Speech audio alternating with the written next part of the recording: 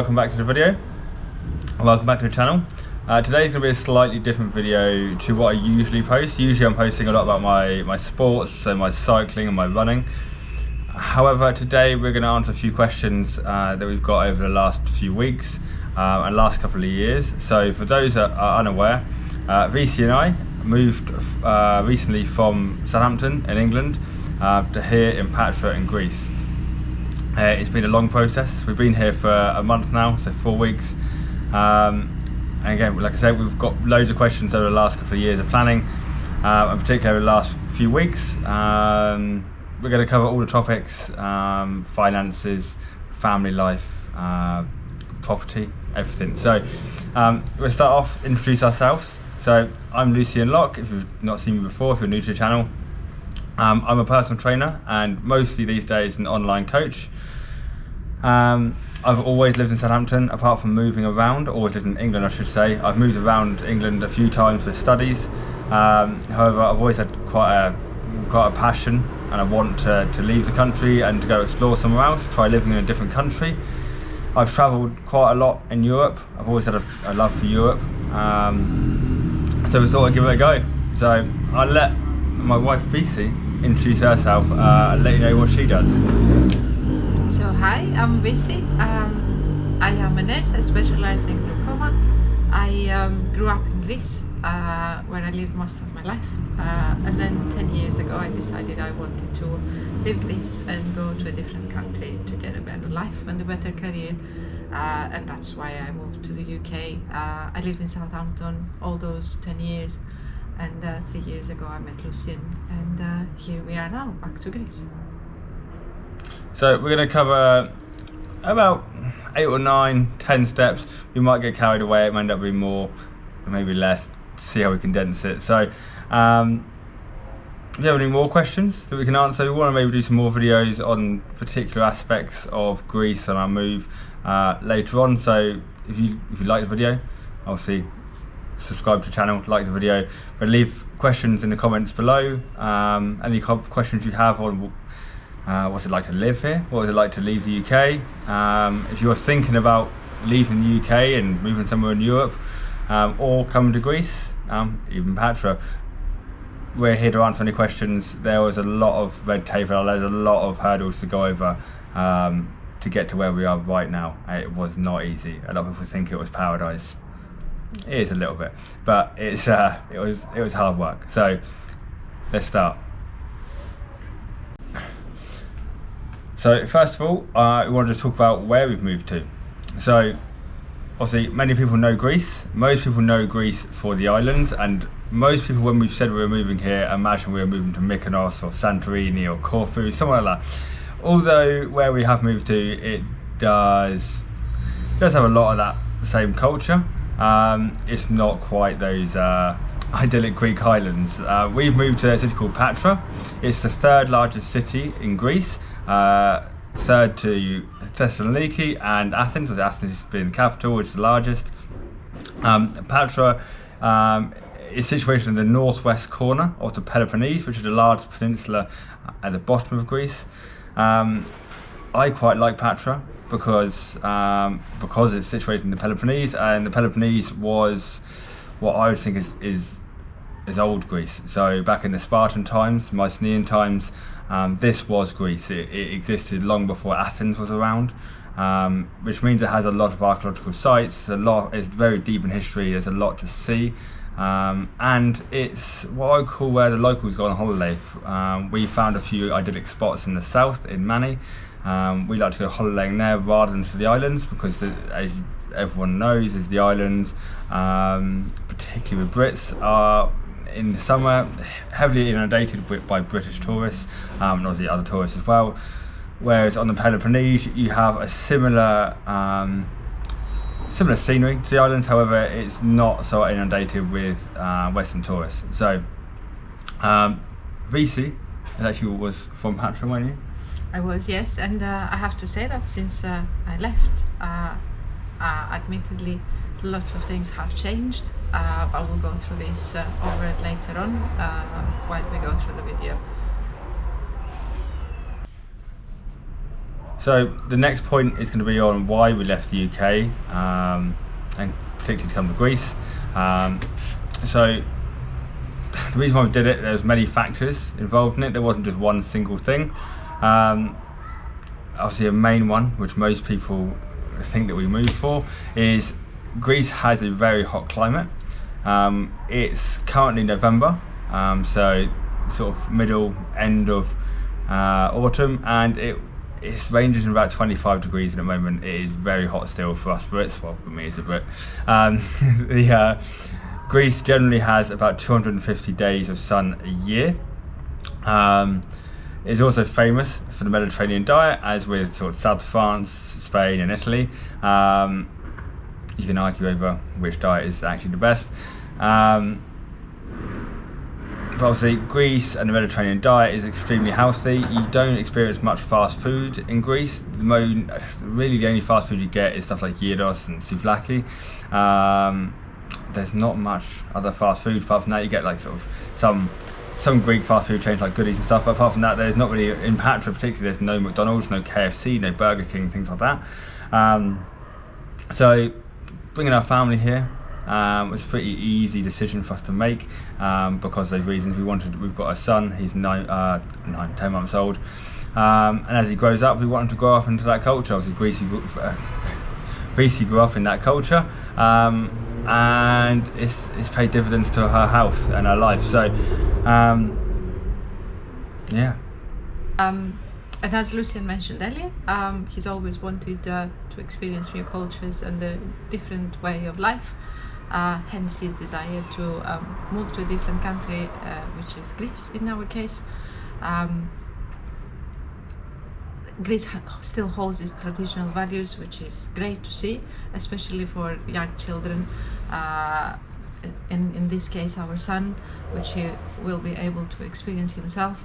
And also, it's a great country to grow up in a healthy lifestyle, and be happy and mindful in everything that you do.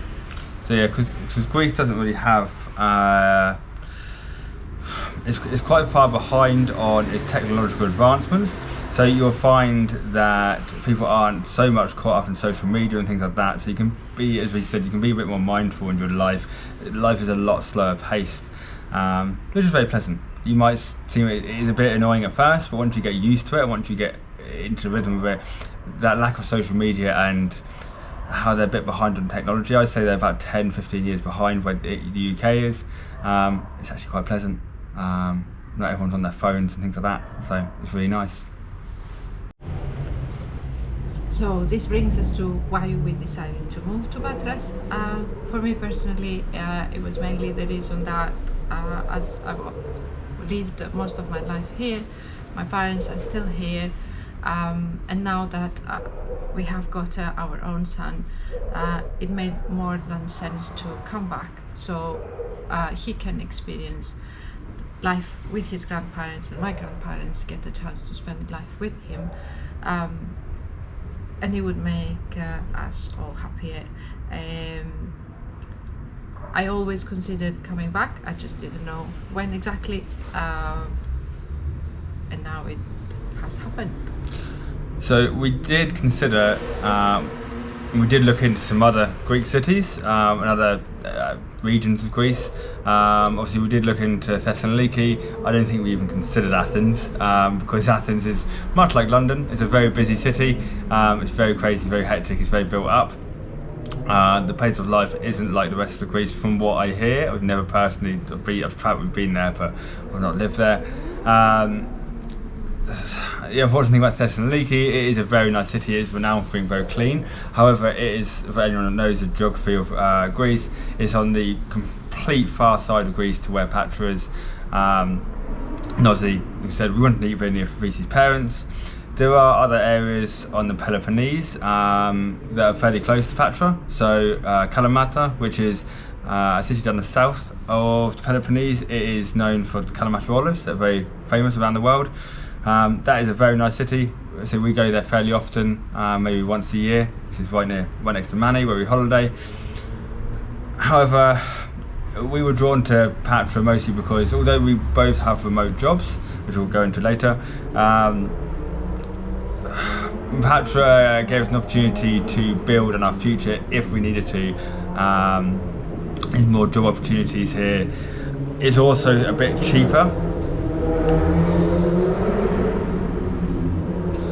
Yeah, the cost of living is a bit cheaper. Obviously, Kalamata is a bit of a holiday destination. It's a bit nicer, so things are a bit more expensive.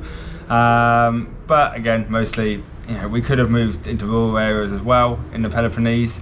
However, it's convenience. Particularly for the first 2 or 3 years where we get to settle in the country, having things around us in Patra and having Vysi's parents here. That was pretty much the sole reason why we wanted to come to Greece anyway. One of the reasons is because of Vysi's parents. So the other thing about Patra is there is a lot of history. It's deep in culture. It also has its port. So it's a very big port city. For me, it reminds me a lot like Southampton, where I'm from. It's not quite as big as other cities. Manchester, Birmingham, and London. I'm comparing Southampton. However, it has major ferry routes to many of the islands, Zante or Zakynthos, Kefalonia, Corfu, Italy, and a lot of Europe. So it just makes quite a sensible place to live, especially in the first few years. So planning our trip to Greece wasn't an easy one. It took us about 2 years in order to do that. There were a few challenges. Some of them involved finances, finding a suitable property for us, and making arrangements for getting a visa for Lucien. So we will now go into the obstacles that we had to overcome in order to get here. I said it took 2 years to plan it. There were lots and lots of things we had to go through. So next one is overcoming the obstacles of moving to Greece. So as we mentioned before, one of the biggest differences I personally noticed about Greece, and there is big benefits to it, is the fact that they are slightly behind in the times. People would say they're very bureaucratic. Again, it is annoying. So when we were planning this trip, there's certain things that we had to go through. Obviously, being a Brit, as we were planning the trip, obviously the referendum happened long before this, but as we were planning the trip and getting ready to go, Britain made its exit from the European Union. Which, it was troublesome. Which meant that I couldn't just simply leave the UK and move to a European country like Greece. Fortunately, I have a lovely wife who I'm married to, and in Greece there are certain free passes to get yourself a residence permit and eventually citizenship. One of them is being married to a Greek citizen. Another one is actually being a parent of someone who is a Greek citizen, and our son has 2 passports. Well, he will have 2 passports. He has dual nationality at the moment. He is British and he is Greek, so I get 2 passes on that. There is another one, which is if you buy a property, it's called golden visa. If you buy it for a property here in Greece for €250,000, they give you that residence permit. However, you can't work if you get that permit. It's basically made for the rich and famous, Tom Hanks and the likes. Or us. Or us, hopefully one day. You won't need it that day. So that was one thing. So in England we had to make countless trips to the Greek embassy in central London. It being located in central London is an absolute nightmare. People say that we decided to do all of the most difficult things you can do in life all in one go. Get married, start a family, have a son, and move thousands of miles away. And it did test us. It was challenging. One of those things was we had to make all these journeys to the Greek embassy. And we had our son in tow, and at the time he ranged from at times 3 months to 6 months to 8 months. And that was testing at times, very challenging. The Greeks are tough. You can't just do things online like you do in the UK. Online in the UK, you can just fill out an online form and it gets done. And here in Greece, you have to go see a physical person or call them up on the phone, and yeah, it can test your patience at times. So we got through that one. Actually, I say we got through that one. We are still currently going through that process in Patra at the moment, still trying to sort out all my documents. If I decide to leave the country if we stay here for 90 days and I decide to leave the country, they won't let me back in again. So we have to sort that before we can go back to England or travel anywhere outside, I think outside the EU, or I don't know if it's outside Greece. So the next big thing we had to go through was finding suitable accommodation for us to live in when we got here. Now, I think if you're like me and VC, finding property is actually very, very exciting. You get to look for your dream place to live, and it's really exciting. However, when it is not in a country that you're currently living in, it can be quite a pain for two main reasons. First of all, you can't go view that property. So, as many people might know, if you view a property on Rightmove in the UK, you can go view it and you pick up all the strange things or the things that are wrong with it, and you can decide to, you can ask the landlord to fix it, or you can decide not to get the property, or you can, try and get a bargain out of it. However, we didn't have that opportunity. We came in April, but we weren't ready to find a property then. Obviously, it was far too soon. We came then in August, and we had the plan of trying to get a place by then and to obviously get our names on a place and paying a few months in advance to secure the place. However, we were just having no luck at finding a suitable place, or if we did find one we liked. It brings me on to the next point, which is that Greek landlords, because of the high rates for unemployment in Greece, they're very, very, very sceptical about where their tenants are going to source their income from.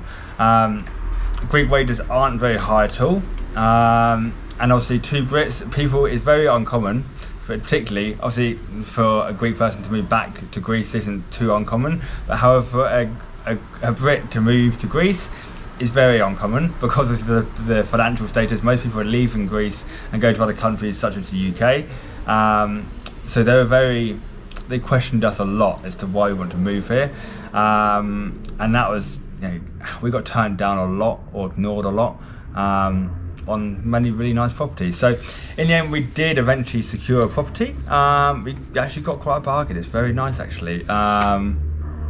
It's in the middle of the city. We did consider rural areas. However, there's upsides to that. You get to live out in nature and it's nice and pleasant. However, in Greece, particularly Patra, if you live in a rural area, you're more likely in the mountains, and that can be quite troublesome if you want to go in and out the city every day. It's just a bit of a pain. So okay, we do like this property. There are some things, like I said, you can't view the property beforehand. It seemed amazing before we got here. However, a month into living here, there's a few things we don't like. We live above a kickboxing gym, a martial arts studio, and I don't know why I didn't think about this. I am in that industry myself. They hold their classes later in the evening, and first of all, they like to play pretty loud music. Obviously, it's motivating, and I'm all for that. But they're hitting their boxing bags and punch bags, whatever you call them. I'm not into fighting. And they make a hell of a racket. We are right above them, and it's a bit of a pain. So we will consider, we've got a 2-year lease on this place, so we can get out of it early if we want to. We have to pay a bit of a fee, but we can get out of it. But we definitely will be considering moving either somewhere else in Patra, but we are looking at somewhere a bit more rural, maybe just outside the city by the coast. We're only about 2 kilometres from the sea now, so that's not too bad. I say we are by the sea, but we want somewhere a bit quieter. So we'll go ahead now with the financial planning and income. One of the most frequently questions we got asked was how we would financially manage to live in the country, knowing its unemployment rates and its low income. So Lucien and I both had to come with a strategic plan in order to make this trip viable and our life comfortable in this country, and that's what Lucien is going to talk you through now. So we had we did a lot of studying. So before moving here, me and VC realised that we couldn't come here and live a conventional life. So the reason why we wanted to come to Greece is because we wanted to free up. We wanted to sort of break out of the norm of living, and we were fed up with working sort of 8 to 10 hours every day, both of us, and then coming home and maybe spending 2 hours with each other. We were sort of fed up with it. It became quite obvious to us when we had our son that we switched roles after a few months. He went to work and he looked after our child. And we realised that when that other person came home from work, we wanted the person that had been home wanted to go out and have some free time. However, we couldn't really, because we wanted to spend time with the family, and we maybe had 2 or 3 hours. And I'm sure that's something that resonates with most of you, probably everyone. So we realised that if we were going to do this trip, we had to think of a different financial strategy. We realised through lots of reading, lots of studying, that we needed several forms of income to make this possible, and we didn't want to come to Greece and search for jobs here. I had moral reasons for not wanting to do that, one of them being that Greece is struggling with its economy and its unemployment rates, and to come here from a very developed country with opportunities and try and take jobs that could go to someone else, it doesn't fare well with me with my morals. So the first thing we decided to do was look into the UK property market for buy-to-lets, and I would suggest that anyone, that if you're trying to become financially free, this is one thing I would look into immediately. When we delved into it, it scared us at first, and we thought, we felt like children, I guess, with our knowledge around mortgages and things like this. However, the more we read, the more we realised it's very, very simple. We just don't get taught it. Buy-to-let mortgages and the buy-to-let realm isn't as good as what it used to be several years ago, and people put it down a lot. However, we bought 2 properties in the UK in buy-to-let. We basically threw all of our savings into it, and it's worked out really well. I say it's not as good as it used to be. However, we make enough through that to keep our heads above the water, as a very good base. I'd say our buy-to-let properties probably make up the entirety of our base and a little bit more. So that's where we are making up a good portion of income. Obviously, we are not financial experts, but we did a lot of research on it. If anyone would like some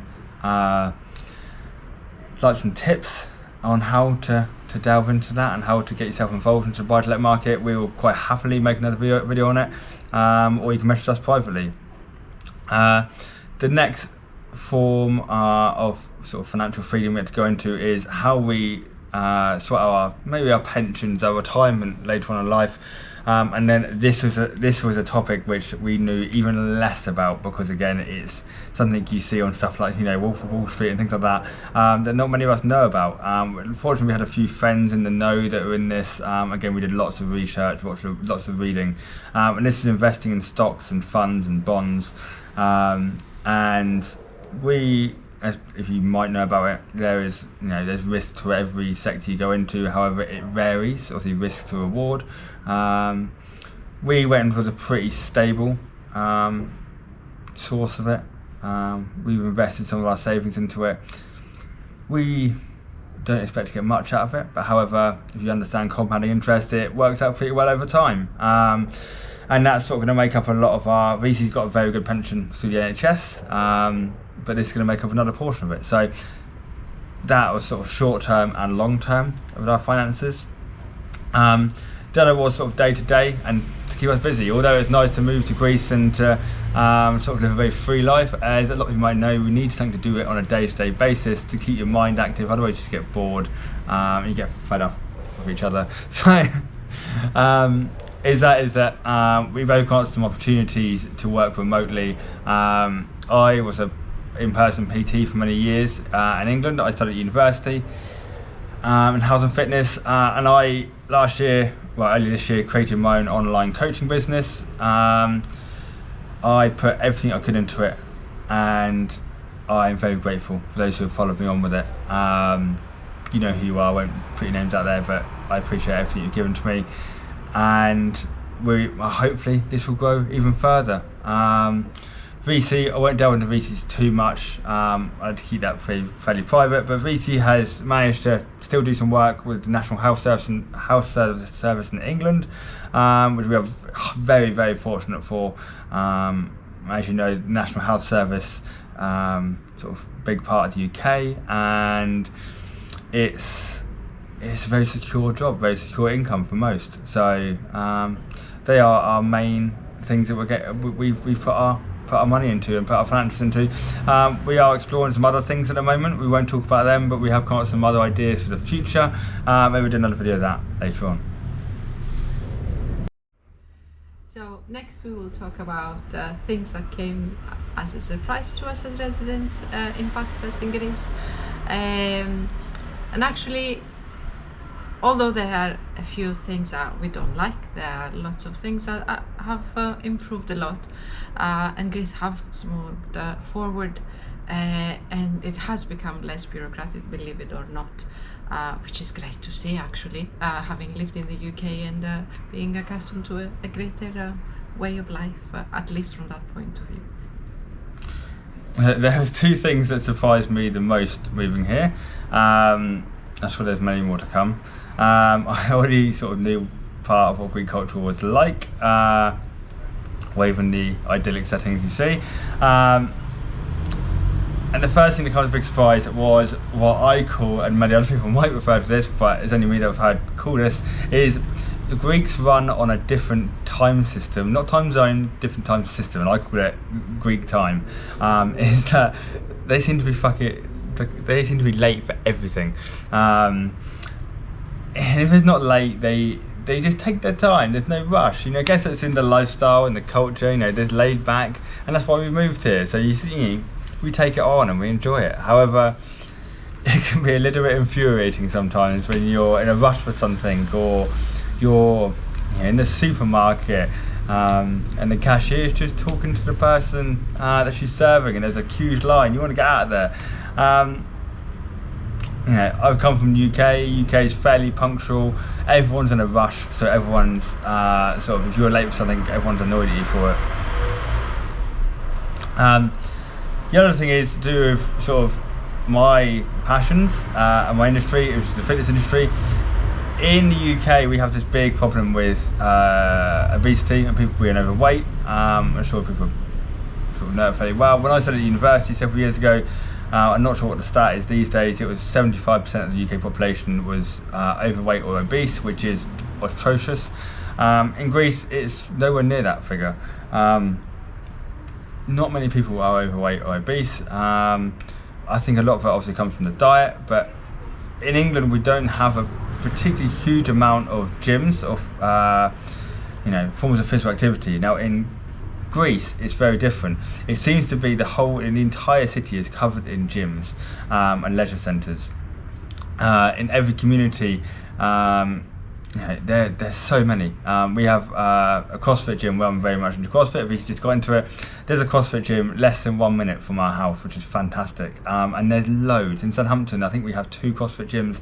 In Patras, maybe 5 or 6. I don't know. I've lost count. And then there's just gyms everywhere in between all these CrossFit gyms as well. So yeah, that's a pleasant surprise. Another thing is I've recently taken up swimming, trying to learn how to swim, trying to take up triathlon. And something I've noticed with my coach, and I've discussed with him, is that Greeks seem to get their children into sport at a very young age, and they pretty much, from what I see, all parents put their children into something, some sort of sport or activity, and it keeps them healthy. And I think that's something we don't seem to do in the UK. It's sort of not expected, and so I think that probably helps with keeping the population's BMI down, keeping weight down. But so yeah, that's quite a pleasant surprise, that one. So next up, our final point is going to be talking about the challenges of living in Greece. So obviously every country has its upsides and downsides. The UK had it too.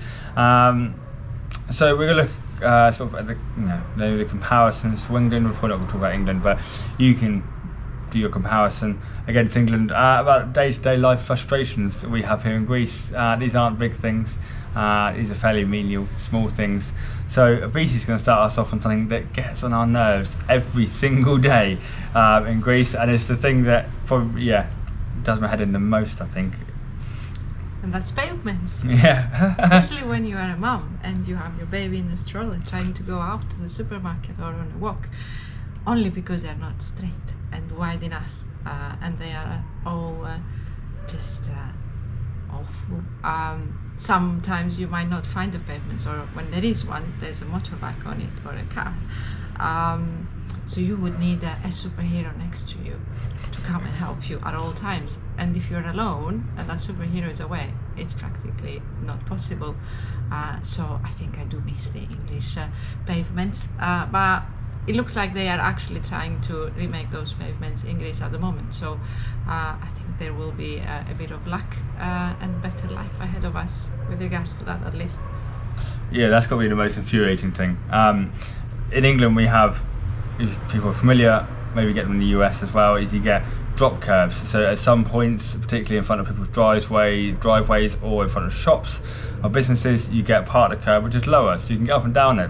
Usually, obviously, with cars, but you can use that for if you need wheelchair access.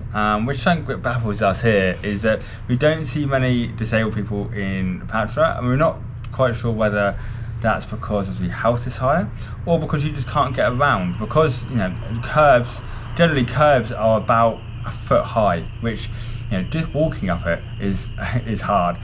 So when you've got a stroller, or if you're in a wheelchair, a stroller's not, it's frustrating, but it's not impossible. If you're on your own in a wheelchair, good luck. You're not going anywhere around the city, really. So they have no drop curbs. It's a nightmare. So I'm going to move on to something that we've spoken about in the past, and it's quite it's something that reminds me of something quite funny. So the bureaucracy in Greece is it's laughable. It's funny how they just haven't learned from other countries like like France or from England. And whenever you want a single document done, so we've had this on several occasions, you go into the city in Patra and you want one single form filled out, one thing done, one task to be complete, and they send you to several different buildings to get like one task done. Like when in England you could just go online and get this thing done online with one form and it's done, and you'll get something in the post or something a couple of weeks later. In Greece you have to get sent around to several different places. And now it always reminds me of a scene from Hitchhiker's Guide to the Galaxy, where it gets sent around to lots of different places, and God, it's annoying. Whenever we have to do anything like that, I put it off for so long. So the final thing that we could think of that is, which is just frustrating, is Greek drivers are crazy on the road. So there's like an unwritten rule of every driver for themselves. So you can never expect anyone to let you out of junctions. And they push their way in. They have no respect for other drivers. It's a danger. Not only are they sort of crazy, there's Greek rules. I've not looked into the laws in Greece and how it stands, but you don't see many police around to enforce this. So I'm not sure if it is even a law. But the laws on motorcycles, things like that, is just insane. I'm pretty sure you don't have to wear helmets in Greece, which is nuts. I think the highest incidence of people coming into hospitals is motorcycle accidents, which sort of shows. So no one wears helmets really. And on top of that, often you'll see mothers on mopeds or motorcycles with a couple of children on it, with no helmets on, flying around the city, cutting up traffic on the other side of the road, and people have a complete disregard for their health and their safety. So I would like to see that change in Greece, because it's sad to see. So now we will conclude.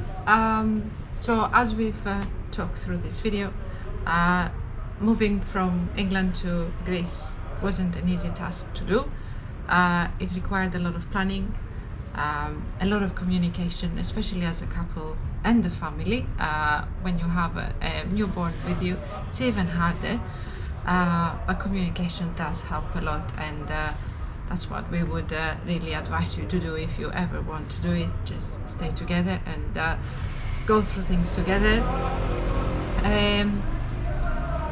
It's definitely been worth it so far. We definitely look forward to living our lives here and moving on and creating our lives.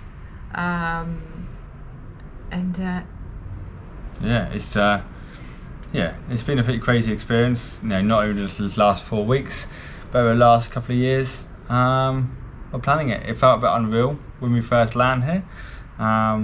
That all the hard work we put in over the years it actually paid off and we actually made it here. I did wonder at times over the last couple of years whether it all falls through and whether we'd actually make it here. And tell you what, now we've been here for a few weeks, it does seem pretty normal. You acclimate to the environment pretty quickly. Particularly if you like the place that you're moving to. You've been here a lot before.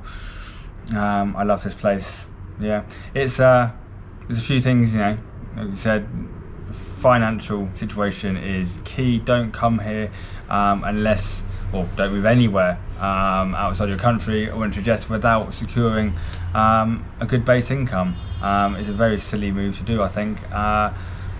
We have times where we stress, we think we've done pretty well for ourselves with our planning. However, there's still times when we have some pretty deep talks about how we're going to handle our finances moving into the future and day to day. I guess, that's all about how you push yourself forward and make yourself better, isn't it? So, as Vysi said, sort of working well as a couple, communicating really well. That's just not, that's not just something we say for couples advice, but most, when we were looking for a property, there were things that I wanted and there's things that Vysi wanted, and at times we had to compromise on those things, even down to buying a car. There's things that we had to compromise on that as well. There's definitely some challenging and testing aspects of living here, and there's parts of the UK I guess we do miss. We certainly don't miss the weather at the moment. We are getting a lot of feedback from we get a lot of feedback. I think I've picked up quite a good tan at the moment, and we are, as I say, it's November and we're currently filming this at about 9:15 in the evening, and we are sat in shorts and t-shirt out on our balcony, drinking wine. Well, finished the wine now. So it's definitely nicer climate here, and we're getting lots of feedback from friends and family in the UK telling us about the storm Storm Kieran, is it? It's hit the UK and lots of floods, and it's very cold, and I'm certainly not missing that. Certainly not missing the traffic. You don't get traffic here in Greece. Very, very rarely you get traffic. So an aspect of Greece that I didn't touch on before is that, Patra is twice the size of Southampton, yet it has half the population density of Southampton. So there is space everywhere. It's not overpopulated like Southampton. It's fantastic. It's pretty crazy at times. So if you've got any questions about our move, if you're planning a move like this yourself, obviously we know quite a lot about the Greek system, particularly if you're a Brit and you want to move here. You might need to find yourself a Greek wife first if you want to do that. So if you've got any questions, leave them in the comments, or find us on social media and we can answer any questions about it. We're going to make some more content in the future. I'm going to trying to figure out what the direction this channel goes in. I quite like making content about Greece. It's quite popular. People seem to like me making content about it. I say there's a lot of history and a lot of culture here in Greece that we can dive into. So you will probably start seeing a lot more content around that, and probably a lot less fitness stuff. Thank you for watching, and we'll see you soon. See you.